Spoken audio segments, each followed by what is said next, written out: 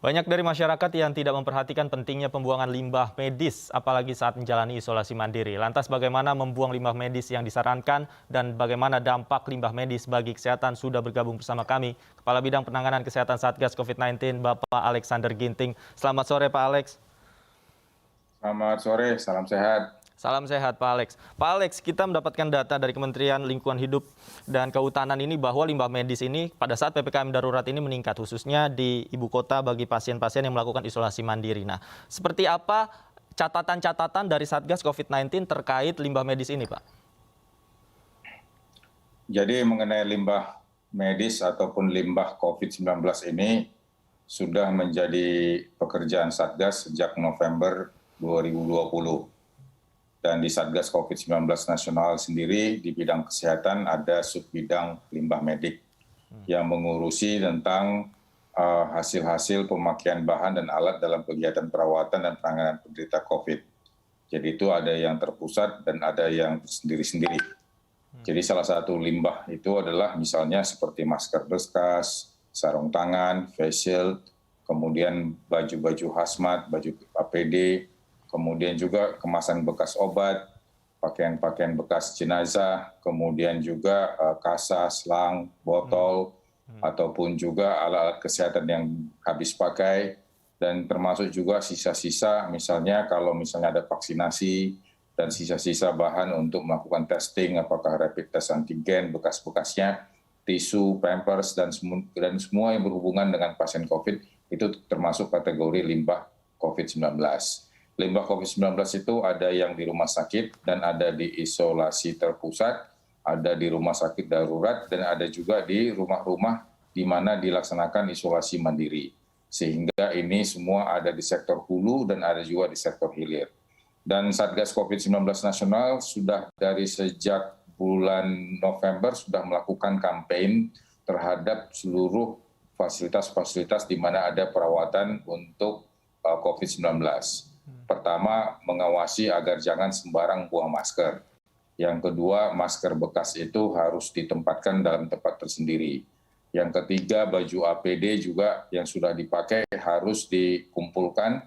Kalau itu di rumah sakit ataupun di unit-unit, ini sudah diatur untuk sebagai limbah medik.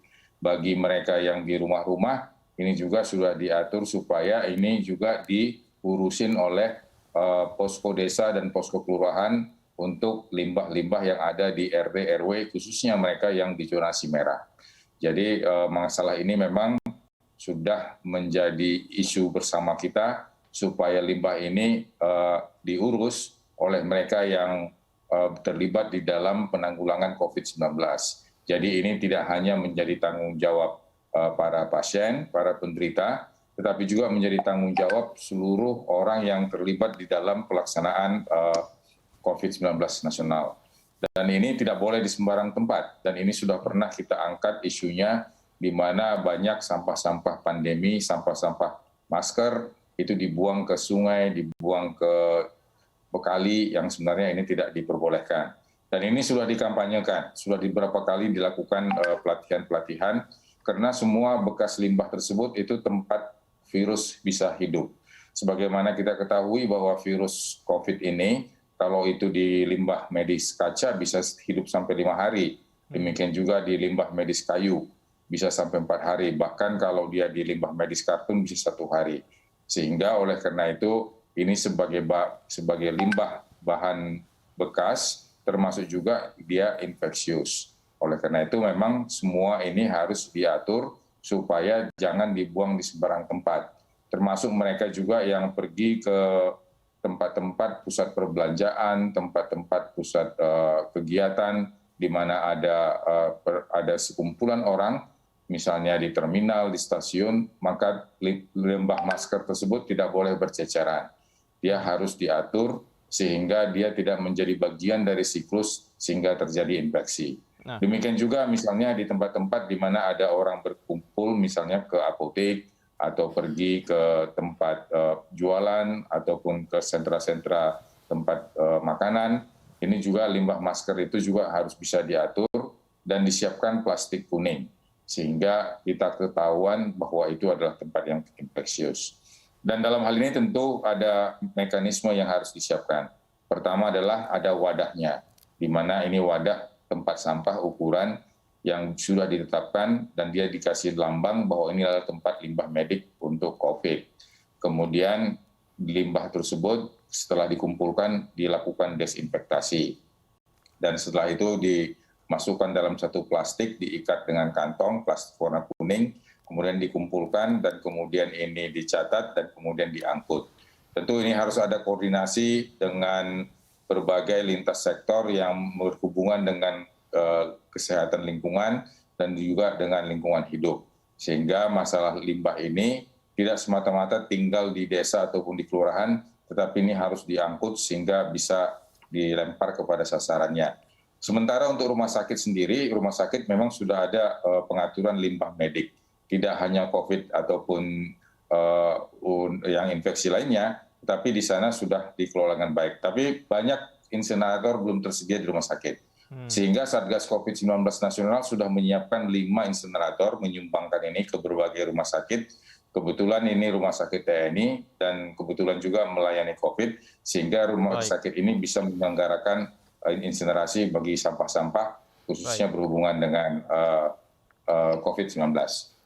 Baik Pak Alex, tadi Anda katakan bahwa memang ini juga sudah dilakukan, artinya sudah ada prosedurnya. Bagaimana kemudian RT RW yang menjadi ujung tombak bagi mereka yang melakukan isolasi mandiri ini bisa berupaya khususnya untuk mendistribusikan limbah medis dari pasien yang isoman di rumah mereka masing-masing ke tempat penampungan, Pak? Seperti apa? Ya, jadi kita ketahui sekarang ada posko PPKM di kelurahan dan di desa. Posko PPKM di samping tugasnya melakukan pelacakan kontak, kemudian pengawasan isolasi mandiri, kemudian menerima mereka yang melaporkan bahwa mereka positif, sekaligus juga mereka mendistribusikan obat-obat, dan juga di posko PPKM penyelenggara vaksinasi. Semua kegiatan ini punya dampak limbah. Tidak ada yang tidak, termasuk mereka yang menyelenggarakan, ada masker bekas harus dikumpulkan. Sehingga tempat sampah yang disiapin mulai dari posko PPKM sampai ke rumah-rumah dan kemudian RT RW ini harus disiapkan. Mana yang menjadi sampah biasa yang organik dan mana yang sampah yang infeksius. Yang harus kita sampaikan ke masyarakat, semua yang menyangkut mengenai kehidupan dia dan berhubungan dengan aktivitasnya itu semua adalah infeksi. Selagi rumah tersebut dimasukkan dalam kategori zonasi merah. Oleh karena itu memang tim ini harus tidak bisa berdiri sendiri, tapi berhubungan juga nanti dari RT, RW nanti ke tingkat kelurahan, kelurahan nanti ke kecamatan. Sehingga nanti dari pihak pemerintah desa akan mengatur jadwal pengangkutan. Memang tidak tiap hari diangkut, tapi bagi sampah-sampah medik tersebut dikumpulkan sehingga bisa sampah tersebut diatur sedemikian rupa bisa diangkut. Persoalannya dulu dari masyarakat mengerti bahwa sampah tersebut itu memberikan dampak yang tidak baik kepada kesehatan lingkungan. Di samping juga menjadi sumber infeksi. Sehingga ada upaya untuk mengumpulkannya, merawatnya, dan kemudian setelah dikumpulkan dalam satu wadah, ini nanti akan diangkut oleh tim pengangkut. Tentunya nanti ini akan ada kerjasama antara kelurahan, kemudian kecamatan, dan termasuk nanti dari pemerintah kabupaten dan wali kota. Baik. Kita ketahui Pak Alex, Presiden juga sudah menginstruksikan untuk menangani limbah medis, bahkan sudah ada anggaran tertentu yang dikeluarkan untuk penanganan limbah medis. Kemudian Satgas sejauh ini seperti apa koordinasinya dengan sektor-sektor terkait seperti Kementerian Lingkungan Hidup, seperti apa Pak hingga saat ini koordinasinya?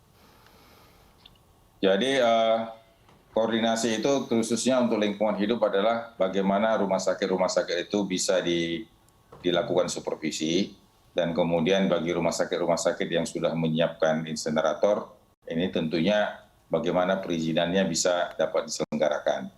Tapi sebenarnya yang lebih memudahkan lagi adalah bagaimana ada pihak ketiga.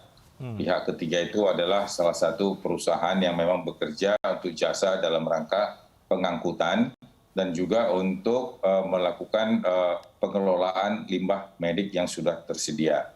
Dan tentu ini berhubungan dengan jadwal, berhubungan dengan pengumpulan, dan juga berhubungan dengan pengelolaan sampah tersebut. Dan ini bahan bekas ini tentu bahan bekas yang berbahaya, dan dalam hal ini tentu pengelolaan itu tentu harus diatur. Dan ini tidak bisa dikerjakan secara sepihak, tetapi ini harus terintegrasi. Jadi perlu pemerintah mendukung ada pihak ketiga yang bisa menyiapkan pengelolaan sampah tersebut, limbah medik tersebut, baik dari pengangkutan, terus kemudian pengelolaan, dan kemudian dari posko PPKM, baik itu yang isolasi mandiri dan juga mereka yang isolasi terpusat, mengajak warganya untuk menyiapkan wadah pengumpulan dari seluruh limbah yang ada, kemudian dikumpulkan di tingkat RT dan tingkat RW, dan ini yang tidak akan diangkut. Tentunya dalam hal ini, pemerintah kabupaten kota dan provinsi tentu harus bisa segera menyiapkan jasa-jasa pengangkutan sampah tersebut. Karena kalau limbah tersebut tidak dikelola dengan baik, dia akan berceceran di permukaan tanah ataupun di permukaan air, maka ini akan menjadi sumber infeksi yang berikutnya. Sehingga infeksi COVID ini akan menjadi siklus antara di mana manusia sekarang menjadi faktornya sendiri dan kemudian sumber infeksi akan ada di lingkungan dan ini akan membuat semakin panjang persoalan pandemi di Indonesia. Artinya memang semua pihak harus memberikan perhatian khususnya terhadap limbah medis ya Pak, terutama bagi pasien COVID-19 yang menjalani isolasi mandiri di rumah. Terima kasih Pak Alexander Ginting, mudah-mudahan pesannya sampai kepada masyarakat. Terima kasih sekali lagi sudah bergabung bersama kami di iNews Sore. Selamat sore Pak Alex.